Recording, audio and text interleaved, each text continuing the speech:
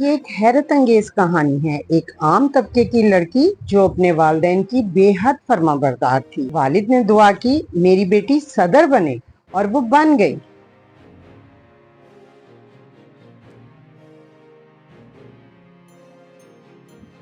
صحافی حمیرہ اطہر کی کتاب یہ کہانی سناتی ہے۔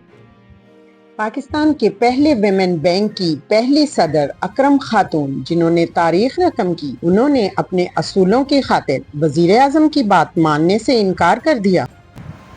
بے نظیر صاحبہ رائٹ آف کرنے، کیونکہ انہوں نے صاحب نے بھٹو صاحب کی بڑی مدد کی تھی، تو جو ان کی بیوی کا اکاؤنٹ ہماری گرو مندر برانچ میں تھا، تو بے نظیر صاحبہ نے کمشنر کراچی کو کہا کہ وہ لیٹر لے کے جائیں، میرے پاس بھیجا، میں نے منع کر دیا۔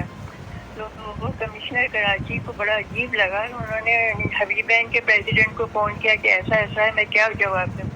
تو انہوں نے مجھے کہا حبیب بینک کے پریزیڈنٹ نے کہ مسز اکرم آپ کر دیجیے، پرائم منسٹر کہہ رہی ہیں۔ میں نے کہا میں ہرگز نہیں کروں گی۔